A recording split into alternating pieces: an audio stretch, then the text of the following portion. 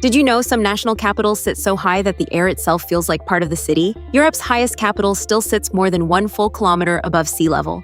It's tucked into the Pyrenees, which is why tiny Andorra feels more mountain state than city-state. Kampala sits almost on the equator, which sounds sweaty and lowland, except the city is already 1,190 meters up. That elevation takes the edge off the heat and helps explain why the city spreads over so many ridges instead of one flat basin. A lot of people picture Madagascar as pure coast and jungle.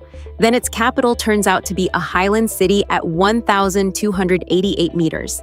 Antananarivo climbs steep slopes above flooded rice fields, which gives it one of the strangest urban landscapes on this list. At 1,350 meters, Ulaanbaatar isn't the steepest capital here, but altitude adds to its brutal winters. The city sits in a basin ringed by mountains, which is part of why cold air and smoke get trapped there so badly. Kathmandu is already at 1,400 meters, and that's just the valley floor by Himalayan standards. It's a good reminder that in Nepal, you can be in the capital and still feel like the mountains are waiting just outside the door.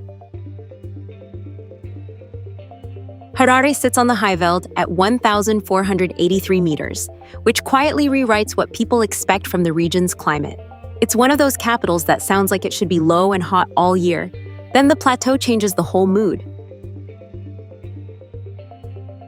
Gitega doesn't get talked about much, but at 1,504 meters, it outranks plenty of famous capitals. It sits in Burundi's central highlands, where elevation matters more than size in shaping the city. Guatemala City is a classic altitude surprise. It sits 1,529 meters up on a highland plateau, which is why a tropical country's capital can feel more like endless spring than steamy lowland jungle. Kigali climbs ridges at 1,567 meters, and yeah, that helps explain the weather. Rwanda is near the equator, but the altitude makes the capital feel gentler than the map alone would suggest. Maseru sits at 1,673 meters, and for Lesotho, that's barely showing off. The whole country is famously elevated, so its capital feels less like an exception and more like the entrance hall to a nation in the sky. Windhoek is 1,721 meters up in the middle of a dry interior basin.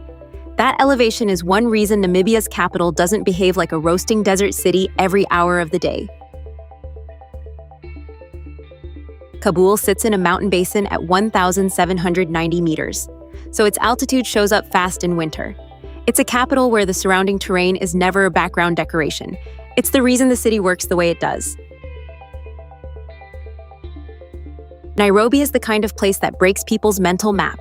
It's close to the equator but sits at 1,795 meters, which is why the city's climate can feel cooler and lighter than the word Kenya makes some people expect.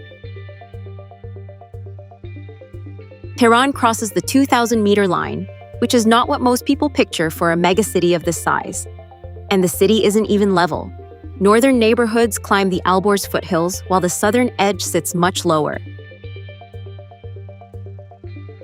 Mexico City is where this list really starts messing with people's expectations. It's a giant modern capital at 2,240 meters, so high that visitors can feel short of breath before they've even figured out the airport exits.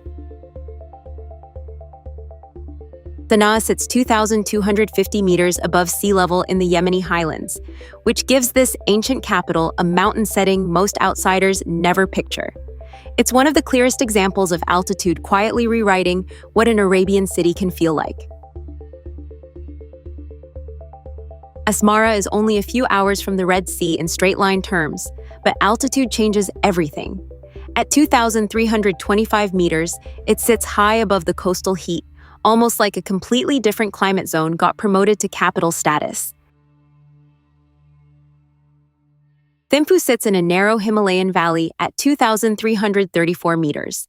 So the mountains don't just surround the capital, they limit its shape. It feels less like a city placed on land and more like a city threaded into terrain that never fully relaxes. Addis Ababa is Africa's highest capital at 2,355 meters, which is a huge part of why its climate feels so different from the hot lowlands many people associate with the region. A city this high doesn't just sit on a map, it sits in thinner air and cooler mornings. Bogota is where the tropical stereotype really falls apart. Colombia's capital stands at 2,625 meters in the Andes. So instead of beach weather, you get a giant plateau city where cool air is just normal daily life.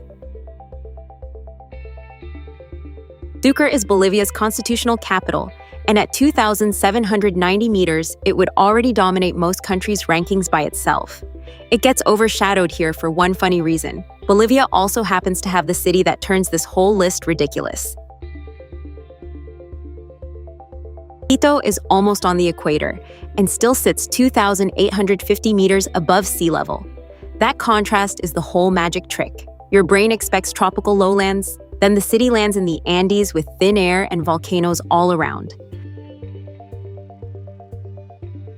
Paz is the winner, and it wins by a lot.